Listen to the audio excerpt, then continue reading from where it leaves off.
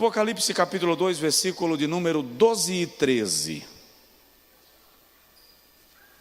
Ao anjo da igreja em Pérgamo, escreve: isto diz aquele que tem a espada aguda de 2 gumes. Sei onde habitas, que é onde está o trono de Satanás, mas retens o meu nome, e não negaste a minha fé, mesmo nos dias de Antipas, minha testemunha fiel, minha fiel testemunha, o qual foi morto entre vós, onde Satanás habita. Você consegue dizer amém? Diga comigo assim: Senhor, fala comigo, por favor, e me converte. Amém. Senta um pouquinho. Nós já falamos do Novo Testamento sobre 4 personagens, eu acho. 4 gigantes da fé: Malco, Epafrodito, Lídia e Febe, a quem Paulo chama de minha protetora.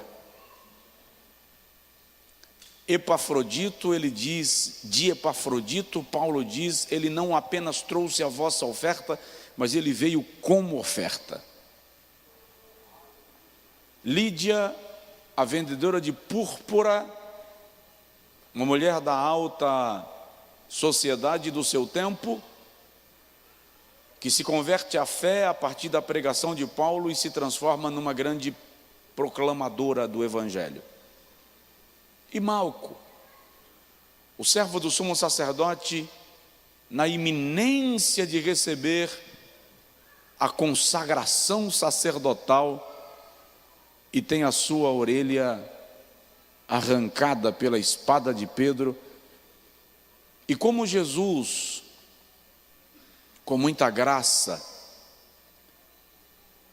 coloca a orelha de Malco no lugar e lhe restitui as chances de desenvolver o seu ministério.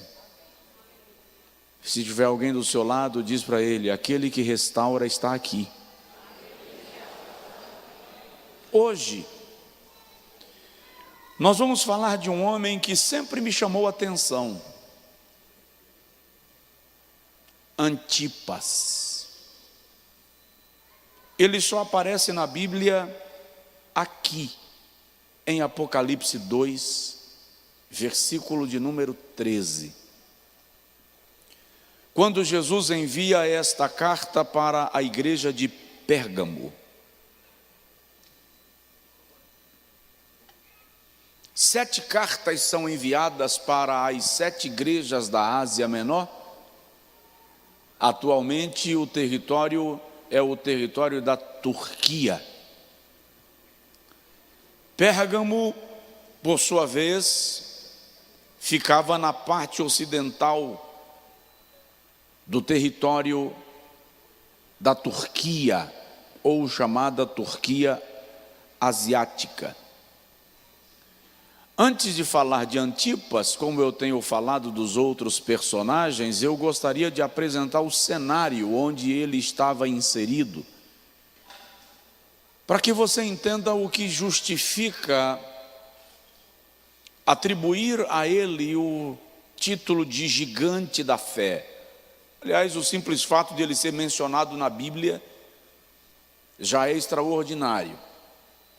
Ele ser mencionado por Jesus, porque quem fala de Antipas não são os apóstolos, quem fala de Antipas é o próprio Jesus. E Jesus fala de Antipas, sendo que Jesus já está em estado de glória.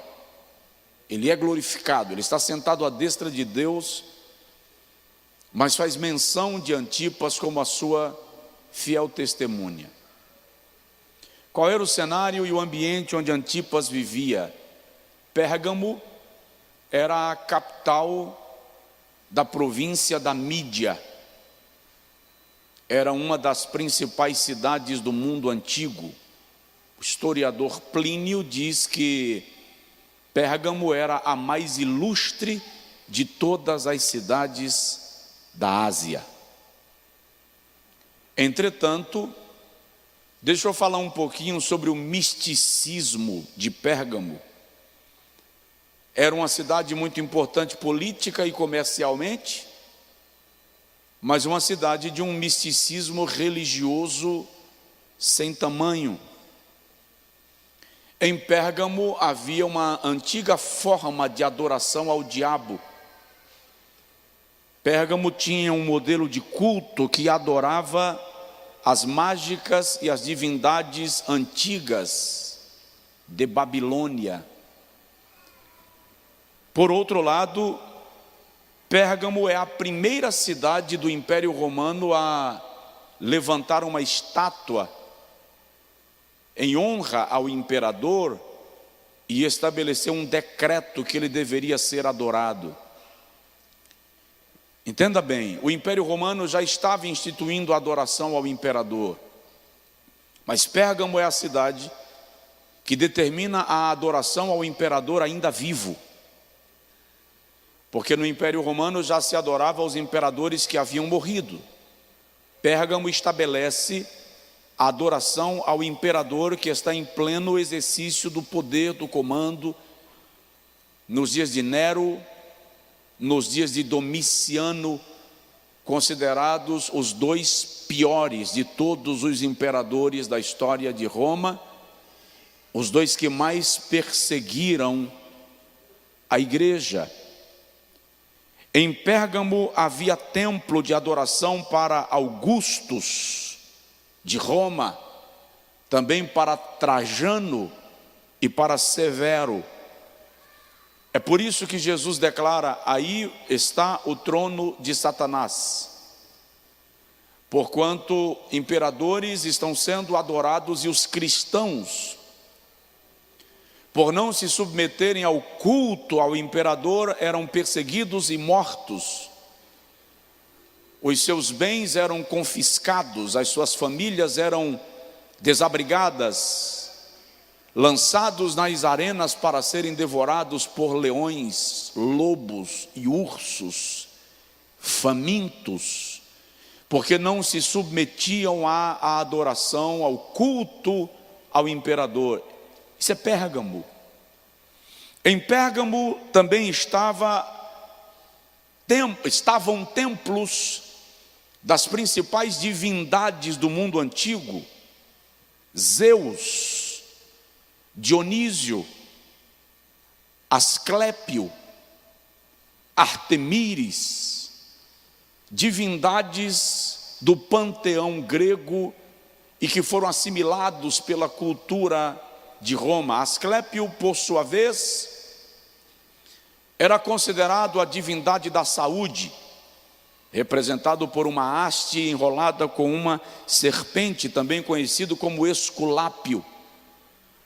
No templo de Asclépio haviam milhares de serpentes, e quem queria adorá-lo entrava no templo e deitava-se para que as serpentes passassem por cima. Se o indivíduo fosse picado e envenenado e morresse, se entendia que a divindade o recebeu como oferta. Se ele saísse vivo, é porque a divindade recebeu seu culto e o adotou como um adorador permanente. Tudo isso estava em Pérgamo. Zeus, as divindades de Atenas, eram adorados em templos elevados na grande metrópole de Pérgamo, de modo que o culto aos homens, aos deuses e aos magos e às mágicas era muito comum em Pérgamo. Dionísio, deus do vinho, da bebida, do alcoolismo, também era adorado em Pérgamo. E Dionísio era adorado com bebedeiras, de tal forma que o indivíduo saía falando bobagens, tagarelices, chocarrices. E se entendia que quando o camarada estava cheio de álcool, falando baboseiras, na verdade ele estava profetizando sob a autoridade da divindade do álcool, Dionísio. Esse é o misticismo de Pérgamo, e o Senhor fala de Antipas como alguém que morava nessa cidade. A economia de Pérgamo, fortíssima, todas as cidades do império, diz o historiador, convergiam para esta cidade. Plínio, como eu disse, nomeia Pérgamo como a mais ilustre de todas as cidades da Ásia. Em Pérgamo se fabricavam ungüentos, vasos e pergaminhos. O pergaminho recebeu esse nome por causa da cidade, Pérgamo. Não Pérgamo recebeu esse nome por causa do pergaminho. Veja a importância da cidade. O papel recebe o nome de pergaminho porque era produzido em grande quantidade, em grande escala, na cidade de Pérgamo. Sua cultura, basta você saber que a biblioteca de Pérgamo, nós estamos falando de 2000 anos atrás, tinha aproximadamente 200.000 volumes. Era uma cidade culta, era um centro cultural. Apesar de tamanha cultura acerca das filosofias, das culturas, da economia e de todas as ciências, Pérgamo é uma cidade ignorante acerca de Deus. É uma cidade distanciada da presença do Deus eterno, verdadeiro, cheio de graça e de misericórdia. Em Pérgamo havia uma igreja, tanto que o Senhor escreve dizendo ao anjo da igreja que está em Pérgamo, escreve. Mas qual é o cenário da igreja de Pérgamo? Para começar, olha o que Jesus diz: sei que tu habitas onde está o trono de Satanás. Pensa no nível espiritual dessa cidade. Pensa no peso espiritual para um cristão transitar nas ruas de Pérgamo. Se o próprio Jesus diz: eu sei onde habitas e sei que aí está instaurado, aí está instalado o trono de Satanás. Consequência disto, no versículo de número 14, o Senhor fala de duas crises doutrinárias que estavam minando a igreja de Pérgamo. O Senhor fala da doutrina de Balaão e a doutrina dos nicolaítas. Balaão é um profeta do Antigo Testamento que foi contratado por Balaque, rei de Moabe, Números 23, para amaldiçoar o povo de Israel. Quando Balaão não conseguiu amaldiçoar o povo de Israel, ele ensina a Balaque, infiltra as mulheres moabitas no arraial dos hebreus para seduzi-los, porque eles serão seduzidos e pecarão, cairão na prostituição, na lascívia e no adultério. E aí eu não consegui amaldiçoá-los, mas pelo pecado que vai impetrar no meio deles, eles serão enfraquecidos e distanciados de Deus. Agora, na igreja de Pérgamo, nós temos uma manifestação parecida. O liberalismo está tomando conta, e nós percebemos que em Pérgamo há um grupo de mestres que ensinam aos irmãos que eles podem viver de qualquer jeito, eles podem satisfazer os seus desejos, impulsos, anseios, e que Deus lhes irá tolerar. É a teologia do ladrão. Faz tudo o que você quiser em troca da tua oferta, do teu dízimo, desde que você esteja satisfeito. Eu não vou mexer com o teu estilo de vida, porque mais importa o que você traz do que aquilo que você é. O Senhor então entra dizendo: tenho contra ti, porque aí no meio da igreja de Pérgamo tem alguns que seguem a doutrina dos a doutrina de Balaão e a doutrina dos nicolaítas. Pedro chama os seguidores da doutrina de Balaão, de loucos, insensatos, segunda de Pedro, capítulo 2, versículo 15 e 16. E o Senhor diz: vocês também têm alguns aí que seguem a doutrina de Nicolau. Não se tem muito detalhe do que seria a doutrina de Nicolau, mas o que se sabe é que Nicolau defendia a repaganização da igreja. Nicolau defendia que a igreja deveria criar o culto místico, num culto onde todos os deuses pudessem ser adorados igualmente. Era um modelo de sincretismo, de misticismo, de mistura da fé cristã com qualquer tipo de culto e manifestação religiosa que tirava da igreja a sua característica de igreja cristã. É um grande perigo quando nós decidimos ser, lá vai, eu vou ter que mexer nisso, não tem jeito, cristãos ecumênicos. O que é ser um cristão ecumênico? Todas as religiões ganham o mesmo patamar de verdade, de revelação e de salvação. Eu preciso lhe dizer que esse conceito nega o sacrifício de Jesus, no qual se diz, ele diz: eu sou o caminho e a verdade e a vida, e ninguém vem ao Pai senão por mim. Jesus não diz eu sou um dos caminhos. Jesus não diz eu sou mais uma verdade. Jesus não diz eu sou mais um estilo de vida.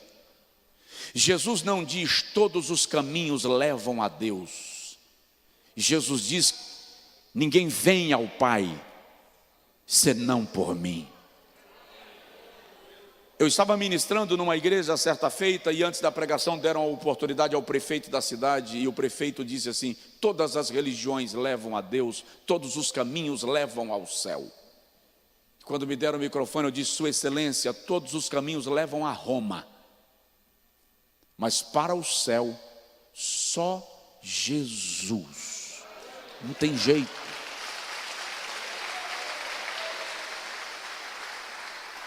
Então a doutrina dos nicolaítas é esse liberalismo, de Balaão é esse liberalismo do viva de qualquer jeito desde que você esteja aqui. A doutrina dos nicolaítas é qualquer religião leva a Deus desde que a gente consiga adorar a Cristo e adorar aos outros deuses como iguais. Eu aprendi a respeitar a convicção e a fé de todas as pessoas. Não importa se essa convicção e fé diverge daquilo que eu acredito.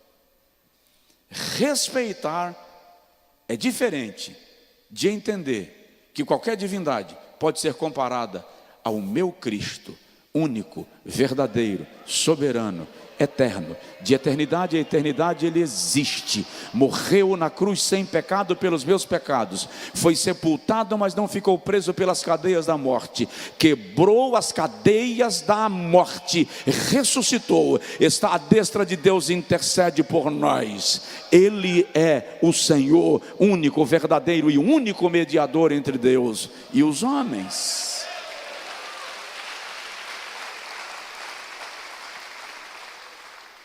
Esse é o cenário de Pérgamo. Lá morava Antipas. No meio desta igreja infringida pela doutrina de Balaão e pela doutrina dos nicolaítas, Antipas é um presbítero. A tradição católica chama-o de bispo Antipas de Pérgamo. Ao que tudo indica, Antipas tenha sido um dos pastores da igreja de Pérgamo, provavelmente o pastor que antecedeu esse para quem Jesus está escrevendo aqui. Agora vamos entender porque ele é um gigante na fé. Seu nome, diga comigo, Antipas. Repete, Antipas. Antipater. Palavra grega que significa contra todos. É daí, dizem alguns estudiosos, que vem a palavra antipático. Aquele que é contra. Não é que ele era antagonista, porque antagonista é aquele que é contra todos e contra tudo, só pelo prazer de ser do inverso. Antipas é contra tudo aquilo que ia de encontro à fé cristã. Antipas levou a sério o conceito de ser sal da terra e luz do mundo. E Jesus diz: quando o sal se torna insípido, para nada presta, senão para ser pisado pelos homens.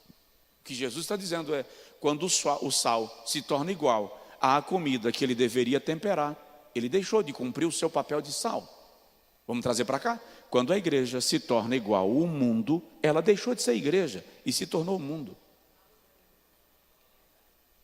Antipas é contra tudo aquilo que vai de encontro ao fundamento da fé. Nós, igreja de Laodiceia,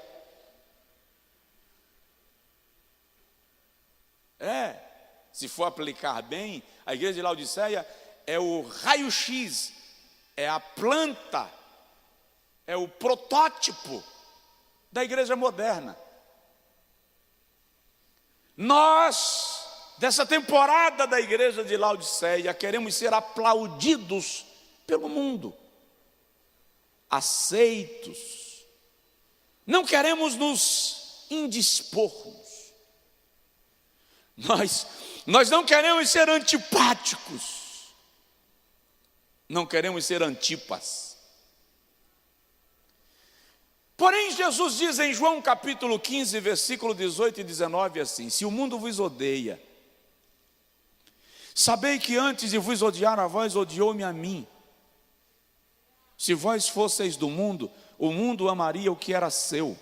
Mas, como vós não sois do mundo, porque do mundo eu vos tirei, por isso o mundo vos odeia. Antipas entendia isto. João capítulo de número 17, versículo 14. Esse culto é culto de quê? Culto de doutrina, culto da palavra. João capítulo 17, versículo 14, Jesus diz assim: eu lhes dei a tua palavra e o mundo os odiou, porque eles não são do mundo, assim como eu do mundo não sou.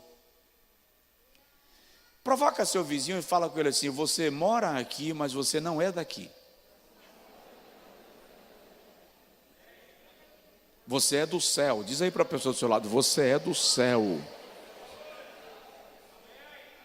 Atos capítulo 2, versículo 40, Pedro está pregando a sua primeira mensagem pentecostal e ele diz: salvai-vos desta geração perversa. Romanos capítulo 12, versículo 2, o apóstolo Paulo diz: e não vos conformeis a este mundo, não vos adequeis, não vos torneis iguais, não vos torneis aceitáveis. Por quê? Ele responde na primeira carta aos Coríntios, capítulo 3, versículo 19, quando ele diz que a sabedoria do mundo é loucura diante de Deus. Aquilo que ele chama de sabedoria, de inteligência, de modernidade, Paulo diz que é loucura. Antipas assimilou isto, ele entendeu isto e decidiu viver contra o sistema mundano. Muito interessante, porque quando Paulo fala não vos adequeis, ele fala do mundo como uma forma, um modelo, um padrão, um sistema que tende a atropelar você, para você ser levado pelo rolo e se tornar como todo mundo. Hoje quem não é como todo mundo é que parece alienígena. Você vira um alienígena. Aí Paulo diz: não vos conformeis. João, escrevendo na sua primeira epístola, capítulo de número 2, versículo 15, 16, 17, ele diz assim: não ameis o mundo, nem o que no mundo há. Mundo aqui é aion, fala de sistema, não é cosmos, fala de modelo de vida, modus vivendi, modus operandi.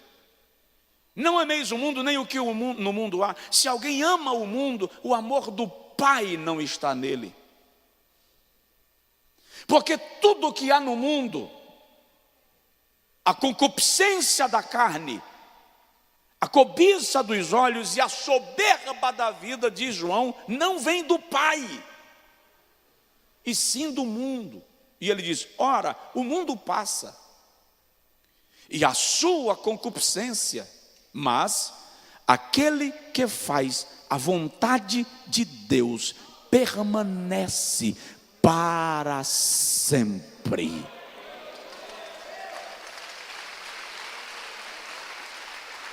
Entenda isso, todo lançamento do mundo vai passar. A moda de hoje será antiquada daqui a 6 meses. É incrível isto.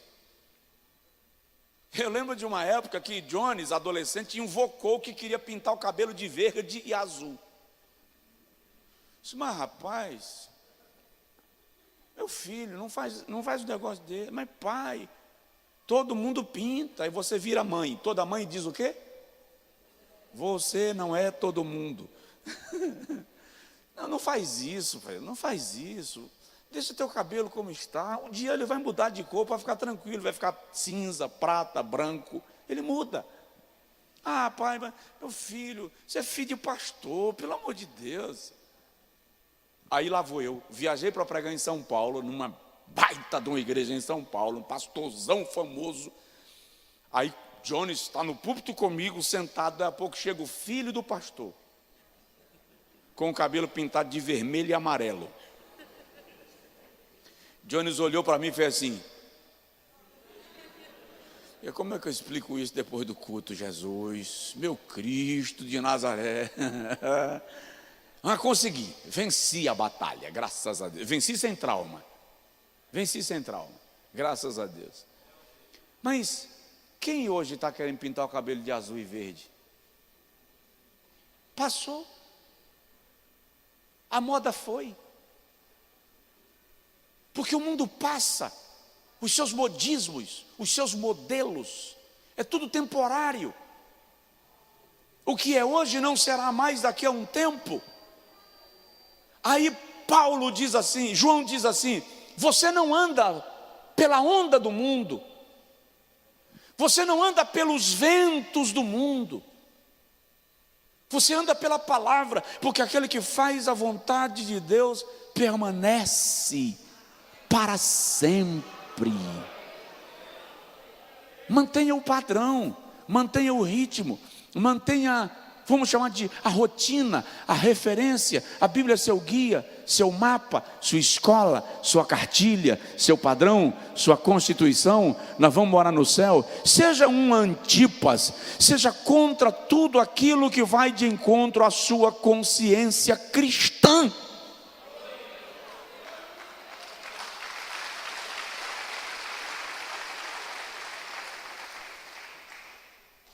Sou cristão, não devo. Eu estava pregando num país aí, em algum lugar do mundo, não vou dizer onde não, porque o que eu vou falar é sério. E na hora do almoço, o pastor insistiu para eu tomar uma cervejinha. Eu disse: pastor, eu não tomo. Ah, mas aqui no nosso país é normal. Sem problema, mas eu não moro no seu país, eu estou aqui visitante. Deixa eu manter o meu padrão. E ele tomou quantas ele quis. Almoçamos. No outro dia fomos almoçar novamente. Aí ele disse: pastor fulano, pastor fulano, pastor fulano, pastor fulano, que vem do Brasil, quando chega aqui, parece que nunca viu na vida. Toma, que parece que está desesperado. Eu disse: por isso que, pastor, está vendo aí, o senhor oferece, para depois o senhor se sentir na condição de falar de quem aceitou a sua oferta. Então o senhor fica com o seu trem, que eu vou tomar meu suco de laranja mesmo, e deixo eu ir para casa em paz. E aí preguei, Jesus abençoou, e naquelas noites eles tiveram, na primeira noite nós tivemos 15 conversões. O presidente da convenção geral do país veio, porque eles tinham X anos sem ver um número tão grande de conversões num culto evangélico. Naquela noite, mais de 70 pessoas aceitaram a Jesus como Salvador. Aquilo foi um fenômeno para eles. Eu não estou dizendo que o número de conversões é porque eu rejeitei a proposta deles. Eu estou dizendo que quando você mantém-se naquilo que você recebeu do Senhor, como orientação para a sua vida, isto vale como referência. Não seja manipulável, dobrável. Você não é massinha de modelar. Você é crente, forjado na fornalha, sendo preparado para morar no céu. Só quem entendeu, diga amém, diga glória a Jesus. Então a primeira marca de Antipas, que o torna um gigante da fé, o seu nome já diz quem ele é. Segundo, olha como Jesus fala dele, versículo 13: retens o meu nome e não negaste a minha fé, mesmo nos dias de Antipas, minha testemunha. Segunda característica que o torna um gigante da fé: testemunha. A etimologia da palavra testemunha é mártir. Testemunha no livro dos Atos dos Apóstolos é aquele que está tão comprometido com a causa que é capaz de dar a vida por ela. O termo é usado a primeira vez em Atos 1:8, quando Jesus diz: ser-me-eis testemunhas, recebereis poder ao descer sobre vós o Espírito Santo, e ser-me-eis testemunhas. Mas ele é aplicado aos cristãos quando Estevão morre. Ele é chamado de mártir. Aí se aplica a Estevão o termo testemunha. E é bom lembrar que a palavra testemunha, testemunhar, testemunho, é palavra-chave no livro dos Atos dos Apóstolos. Em Atos 1:22, quando Pedro está buscando alguém para substituir, para tomar o lugar de Judas, o Iscariotes, no grupo apostólico, ele diz: é necessário que seja alguém que tenha sido testemunha conosco de todas as coisas que Jesus realizou em nosso meio. E aí quando o irmão vai lendo os Atos dos Apóstolos, nos capítulos 10, no capítulo 13, no capítulo 22, no capítulo 26, quando Saulo é encontrado por Jesus no caminho de Damasco, e Jesus chama Ananias, um discípulo que ninguém conhecia, e Jesus disse: Ananias, vai lá na rua chamada à direita, onde está um homem chamado Saulo. Ele está orando, e eu quero que você vá lá e lhe ensine o que ele deve fazer. Ananias fala assim: eu? Senhor, o senhor está chamando o cara errado. O senhor sabe que esse Saulo é autoridade de alta patente, ele é oficial do Supremo, da Suprema Corte, e tem cartas autorizando matar os cristãos. Ele os persegue, e os mata, e os apedreja, e apoia quem faz. E o senhor, os cristãos estão correndo de Saulo, e o senhor quer que eu vá para o quarto dele estar? Não, o senhor está armando para mim. Vou não? O senhor diz assim: Ananias, vai, porque eu já me encontrei com ele, e ele é para mim o vaso escolhido, e eu lhe mostrarei o que significa padecer por causa do meu nome, porque ele será testemunha entre os gentios do meu evangelho. Em Atos 26, quando Paulo descreve a sua conversão diante do rei Agripa, ele diz: eu não apenas perseguia, eu matava e mandava matar e apoiava quem fizesse. E ele vai mostrando que a sua ira estava em ascensão. Aí ele diz assim: e quando o Senhor me parou no caminho de Damasco, ele me disse: consiste que tu sejas testemunha. Então, quando o Senhor fala de Antipas como testemunha, o Senhor está usando o título mais comum atribuído aos cristãos primitivos. Ah, nós não, nós é chique. Você é o que lá na igreja? Pastor. E tu, bispo. E tu, apóstolo. E tu, sacerdote. E você, semideus. Para os irmãos primitivos, você é o quê? Testemunha. Testemunha de Jesus. Aquele que está tão comprometido com Ele, que é capaz de morrer por Ele. Pergunta para a pessoa do seu lado: você tem sido testemunha de Jesus? Presta atenção, o historiador diz que Antipas rejeitou oferecer culto ao imperador. Está chata a pregação? Pode falar, está chata. Porque por ele dizer assim, vá para casa.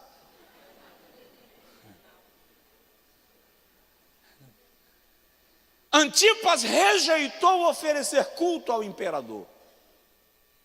Ele é o pastor da igreja de Pérgamo.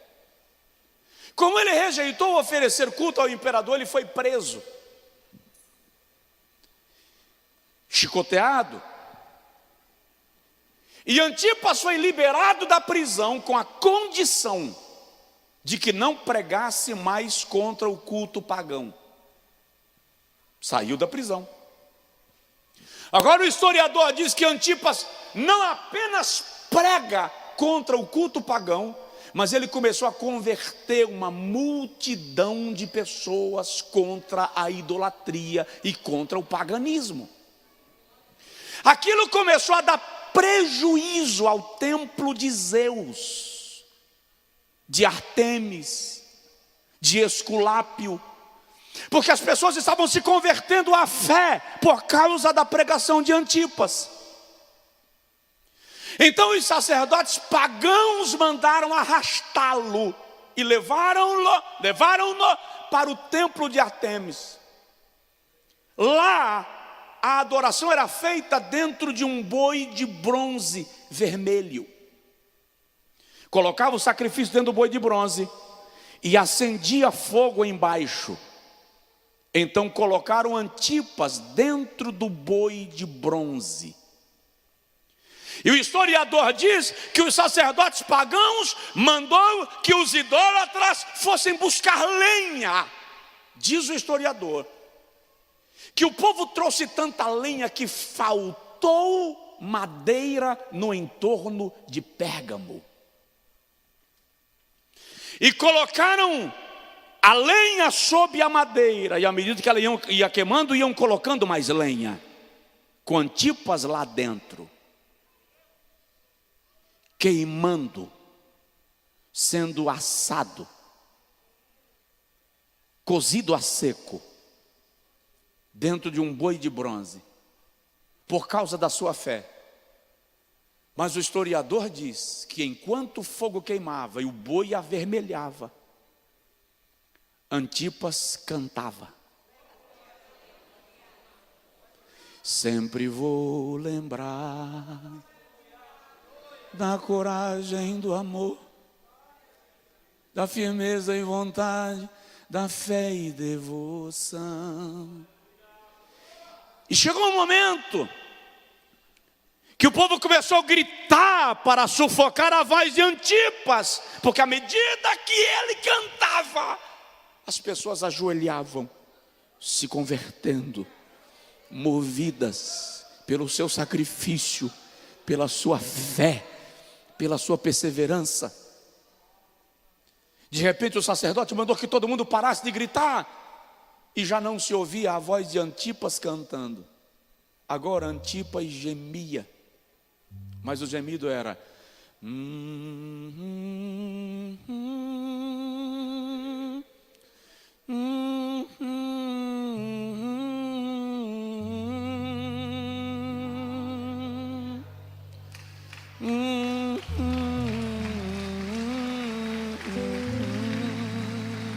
seu gemido também era louvor.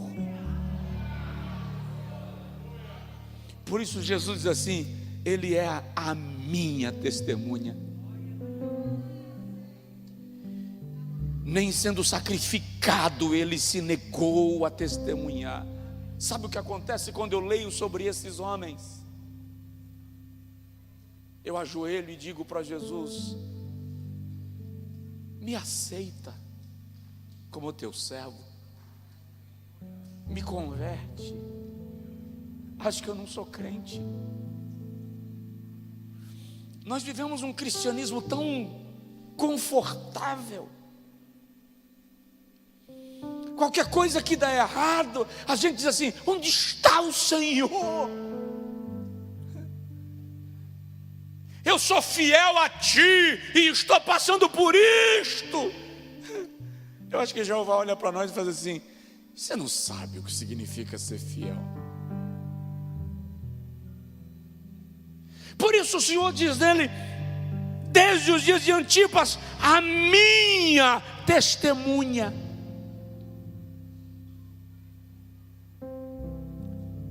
Somos testemunhas de Cristo? A que ponto? Até que ponto somos testemunhas? Fala sério, a gente é crente? De verdade, francamente, sem confrontar você, estamos nos confrontando. A gente é crente?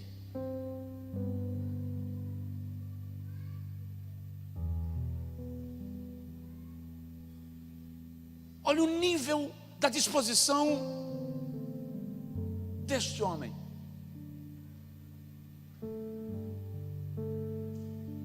E quantos outros que morreram pela fé em Cristo? Você sabia que os cristãos ainda são o grupo organizado mais perseguido do planeta em pleno 2022?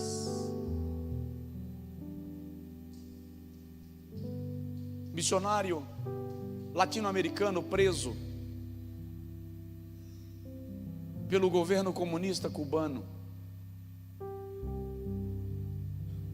ordenado a negar a Cristo. E se não negasse a Cristo, ele seria preso com a sua família e morto. É dele essa música: estou seguindo a Jesus Cristo, deste caminho eu não desisto. Estou seguindo a Jesus Cristo, atrás não volto mais. Ele foi morto, mas não negou a fé. Prenderam Policarpo, pastor de Éfeso, bispo de Éfeso, 93 anos de idade. A história diz que chicotearam tanto o velho Policarpo que os membros do seu corpo saíram para fora, eram visíveis, e Policarpo sai trêmulo da tortura, esmagado e ensanguentado. E alguém diz: você não vai negar ao seu Cristo? E Policarpo diz: eu conheço a Cristo desde os meus 12 anos e Ele nunca me decepcionou. Como, pois, eu poderia negar o meu Salvador e Mestre? Fala sério, a gente é crente.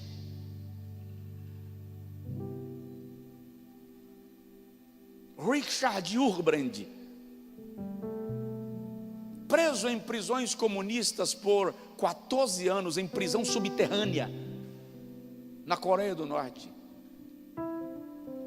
76 parentes, amigos e membros da igreja de Urbrand foram mortos pela polícia do comunismo norte-coreano.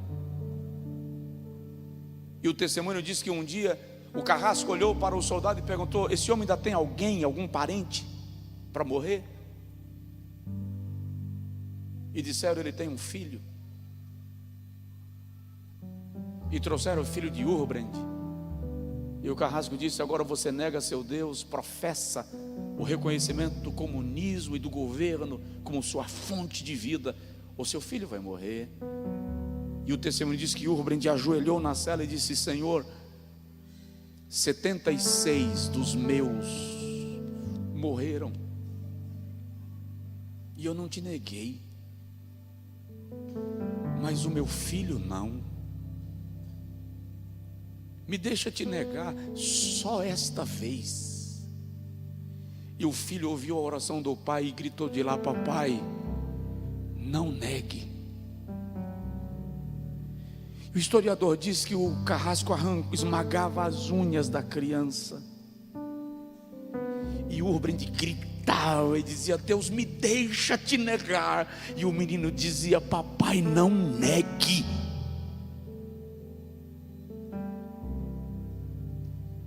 À hora da morte, quando a criança está desfalecendo, ela olha para o pai, Urbrand, e eu não consigo dimensionar uma dor dessa envergadura, e diz: papai, eu já estou indo para Deus, mas um dia nós nos encontraremos como heróis, porque nós não negamos o nosso Senhor.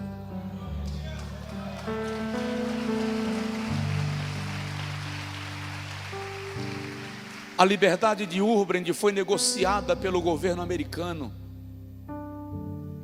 Ele veio a óbito há cerca de 6, 7 anos atrás, de velhice. E eu tenho certeza que o seu coração já foi consolado na glória do Senhor. A pergunta é séria: nós somos testemunhas? Quer saber? Eu vou fazer o apelo. Quem quer aceitar Jesus de novo,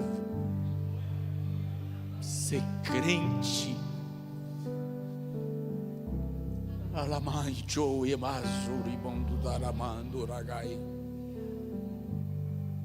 tem mais, já vou terminar. Ele não é apenas o Antipas, ele não é apenas a testemunha. Olha o que Jesus diz: desde os dias de Antipas, minha testemunha, a fiel. Ele não é apenas a testemunha, ele é a testemunha fiel. Não é, como diz o texto da língua portuguesa, minha fiel testemunha. O texto literal é: desde os dias de Antipas, a minha testemunha, a fiel.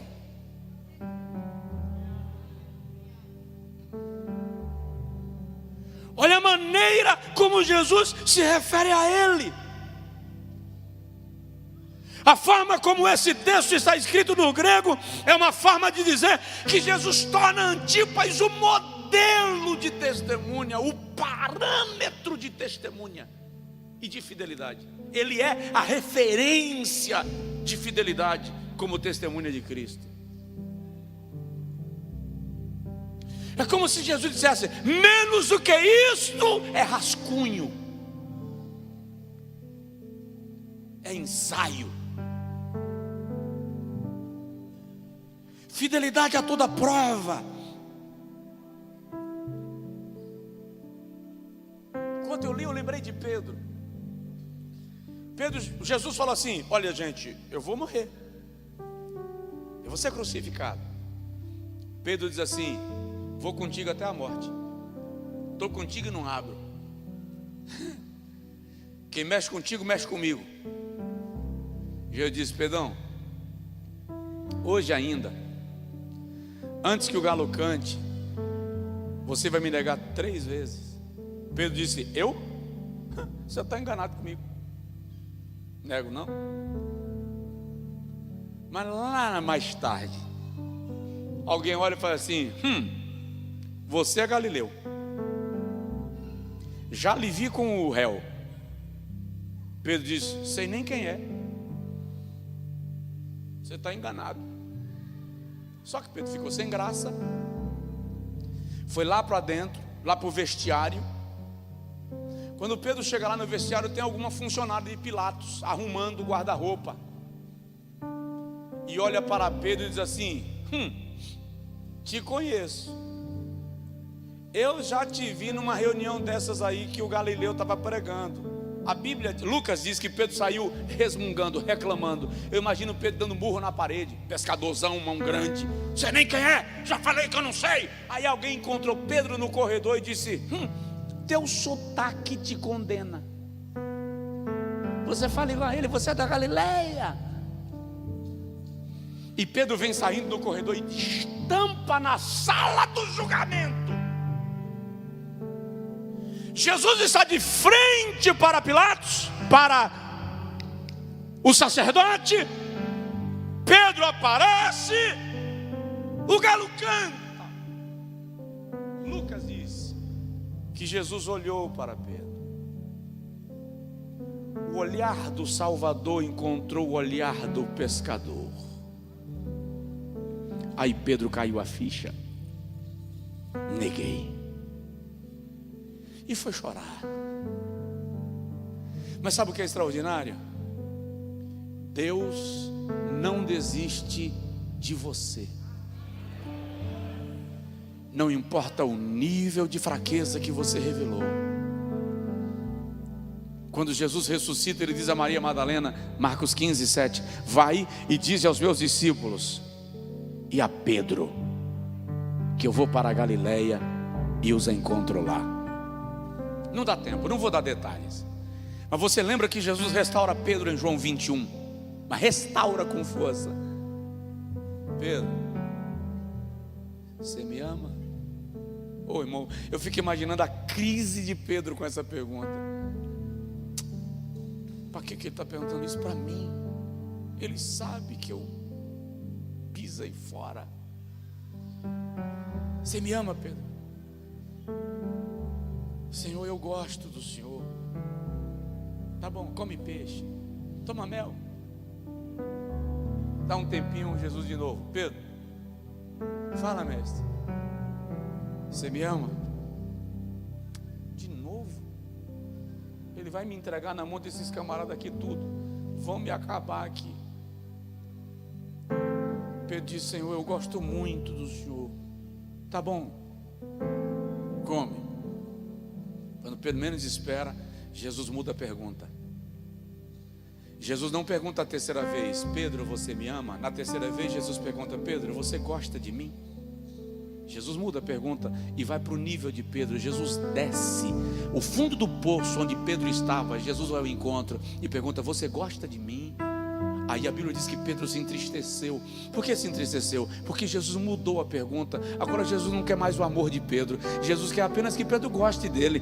Aí Pedro diz assim: Senhor, tu sabes de todas as coisas. Por que me perguntas isto? Se tu sabes que eu te amo. Aleluia. Aí Jesus diz: apacenta as minhas ovelhas, Pedro. Lá na frente, quando Pedro é confrontado pela sua fé,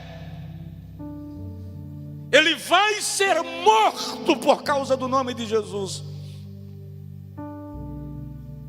E quando vão crucificá-lo, diz o historiador que Pedro disse: eu não sou o digno de morrer como morreu o meu mestre. E ele foi crucificado de cabeça para baixo. É assim que Pedro morre, mas não nega a sua fé em Jesus Cristo. Tem alguém do seu lado? Diga para ele: não negue a sua fé. Não negue a sua fé.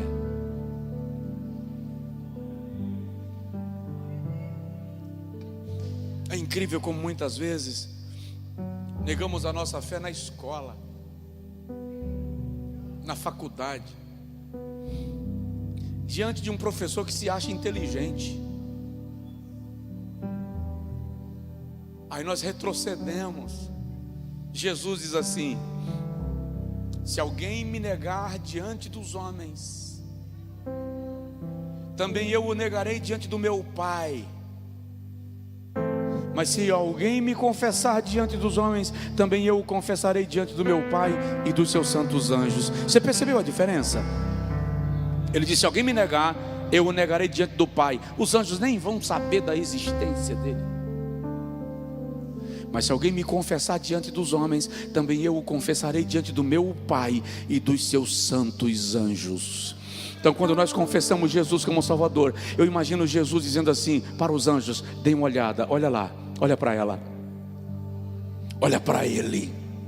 Pai, olha lá, Pai, olha, ele me confessou, ele declarou o meu nome, ela declarou o meu nome. Jesus nos apresenta, aleluia. O mundo sabe, o mundo espiritual sabe quem você é. Satanás sabe quem você é.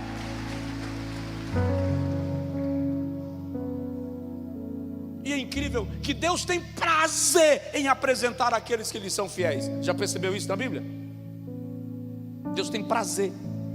Ele conversa com Arão e Miriam e diz assim: como é que vocês ousaram a falar mal do meu amigo Moisés? Olha o que ele diz a Satanás: vistes o meu servo Jó? Deus tem prazer de apresentar aqueles que são seus. Antipas, minha fiel testemunha, minha testemunha, a fiel. Vamos terminar. Quarta característica de Antipas que eu quero destacar: a sua firmeza de propósito. Ele não se destaca apenas diante do mundo sem Deus do seu tempo. Ele se destaca diante de uma igreja relutante que está mergulhando na heresia. O Senhor diz assim: tens entre vós alguns que seguem a doutrina de Balaão.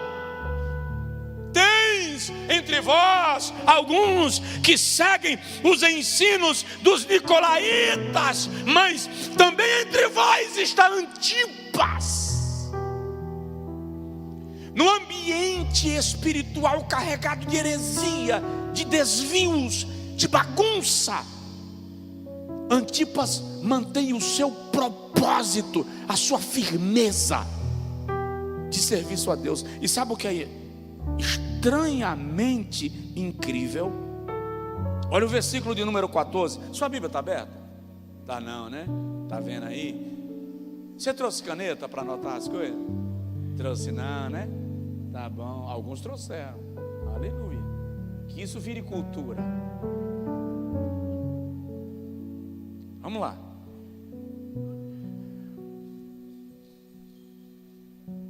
Sei onde habitas, versículo 13, que é onde está o trono de Satanás, mas retens o meu nome e não negaste a minha fé, mesmo nos dias de Antipas, minha testemunha, a fiel, o qual foi morto entre vós.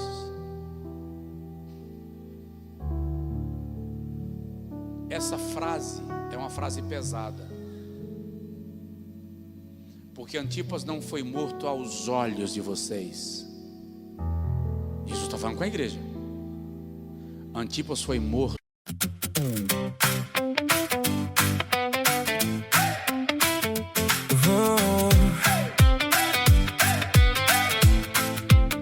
Tes messages au fond du sac, et moi le cœur en vrac.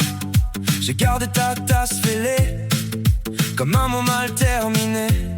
Sur la table un ticket plié, ton parfum sur le canapé. Je fais semblant d'aller bien, mais ça revient de loin. Dis-moi pourquoi ça tient encore, quand tout en moi te dit dehors. Je ferme les yeux, je te revois, et dans ma tête tu reviens 3 fois. Dernier accord, dernier décor, je tourne encore autour de ton corps. Dernier accord.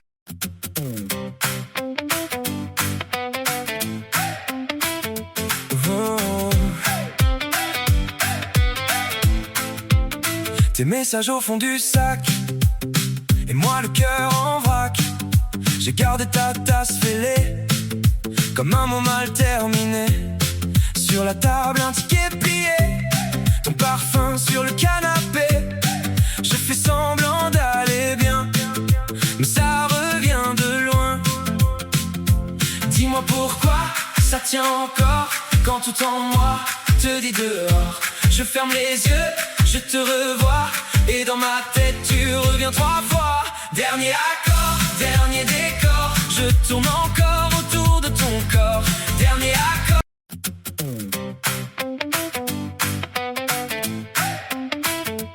Oh.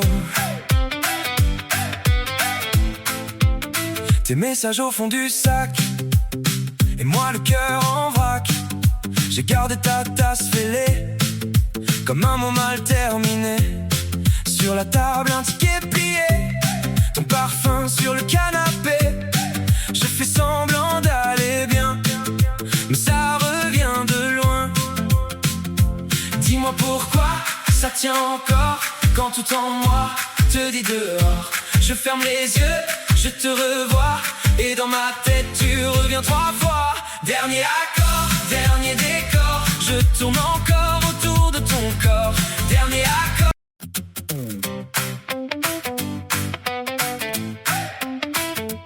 Oh. Tes messages au fond du sac. Por vocês. O que Jesus está dizendo é que essa turma de Balaão e essa turma dos Nicolaitas foi quem entregou Antipas para ser morto pelas mãos dos idólatras. Antipas não combatia contra o sistema da idolatria apenas fora do templo, ele combatia dentro do templo. Ele não tinha inimigos apenas fora, ele tinha inimigos dentro.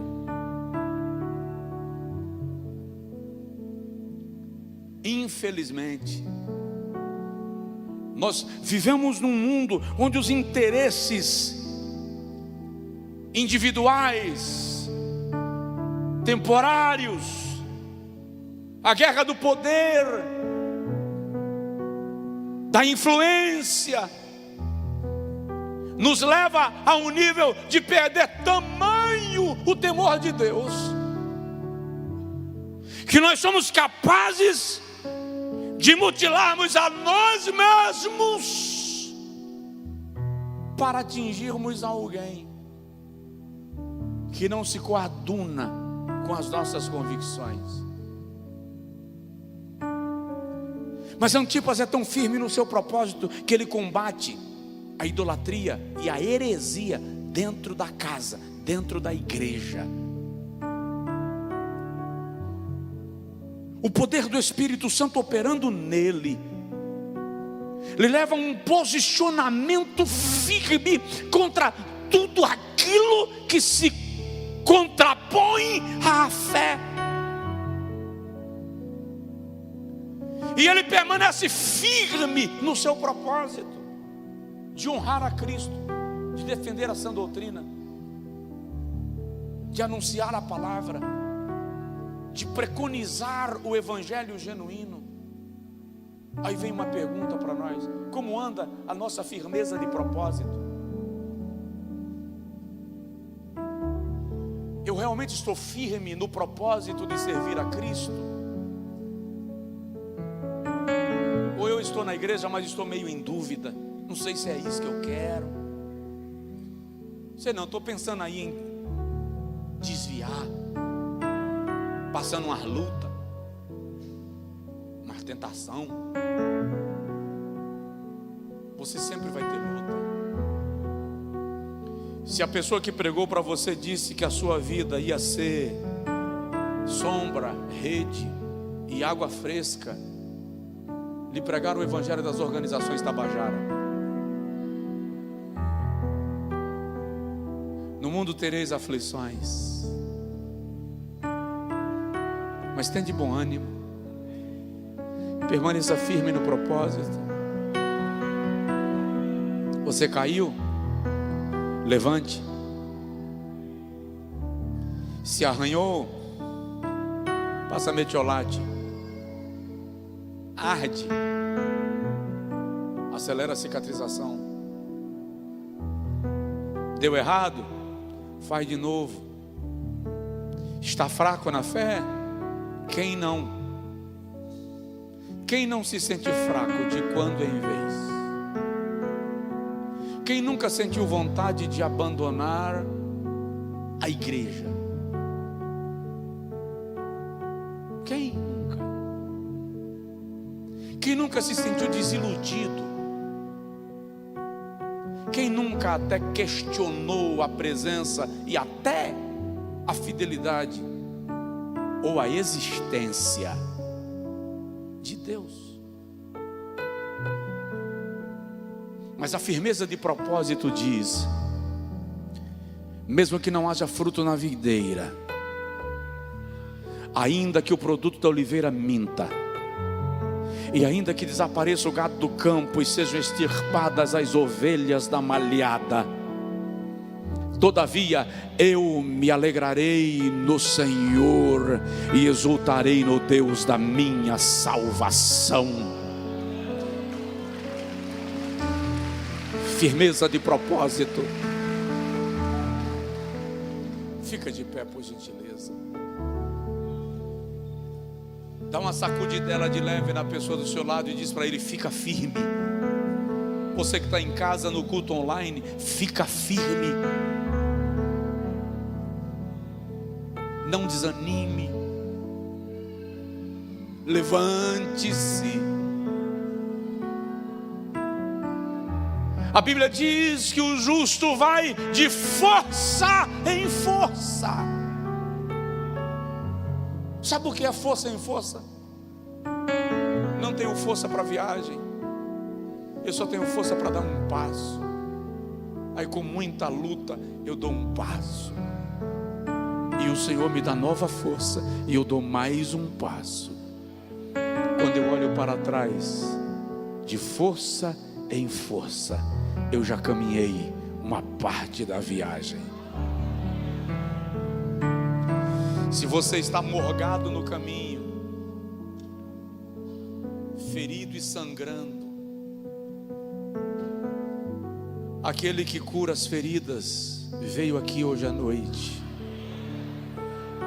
Ele te sara.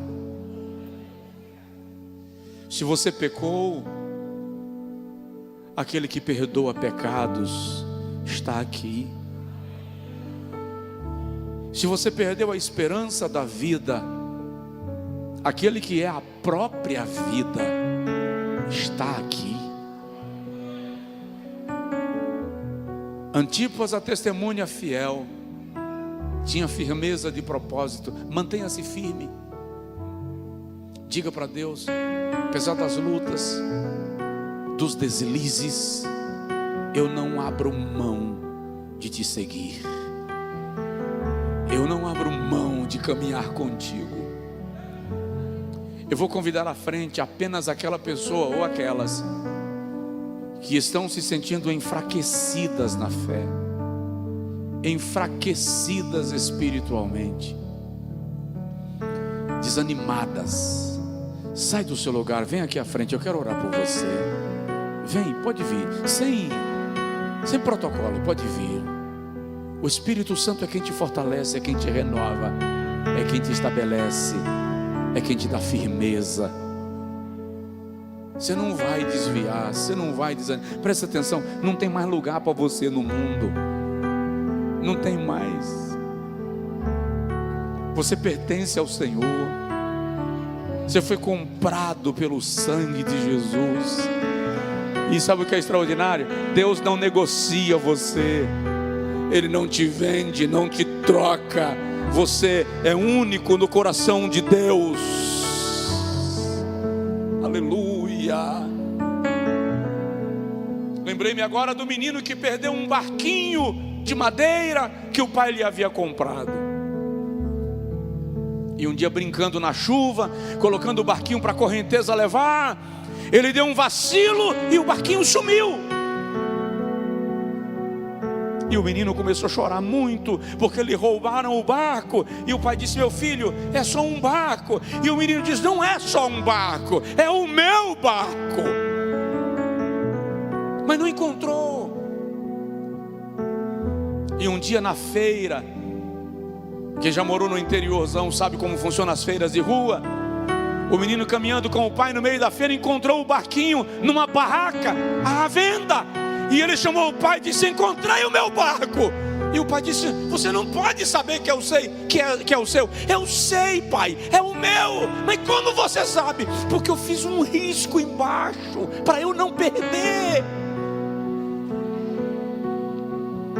E o pai vai lá na barraca e quando vira o barco está lá o risco. E me diz: eu não disse, é o meu barco. Papai, compra para mim. E o pai chamou o camarada que estava vendendo: esse barco é do meu filho. Cara, só tá aí para vender. Chegou na minha mão. Se é do seu filho, quem é, não sei. Só sai daqui vendido. E o pai perguntou: quanto é? X. Pagou. Aí o menino grudou o barquinho. E agora ele vai para casa, passando a mão no barco e dizendo: agora você é meu 2 vezes. Você é meu porque você foi meu primeiro, quando meu pai fez você. E você é meu porque eu te comprei. Ei, você é de Jesus 2 vezes. Primeiro porque Ele te criou.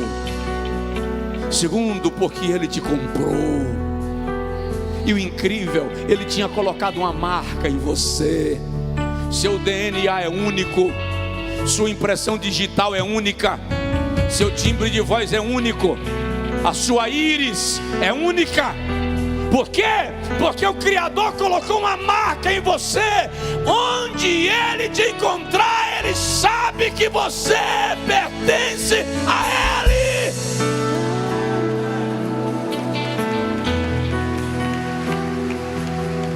Satanás não vai te roubar. E Jesus te abraça e diz: agora você é meu 2 vezes. Bate assim a mão no peito e diga comigo: eu sou de Deus. Diga: eu pertenço a Deus. Diga: eu tenho um Pai que cuida de mim. Você pode dar um brado de glória, você pode aplaudir, você pode falar em línguas, você pode louvar. Quem pode levantar as mãos aos céus e dar um brado de glória? E se você quiser aplaudir, aplauda com as mãos erguidas e declare: Jesus Cristo nosso Senhor. Jesus é o Senhor. Aleluia.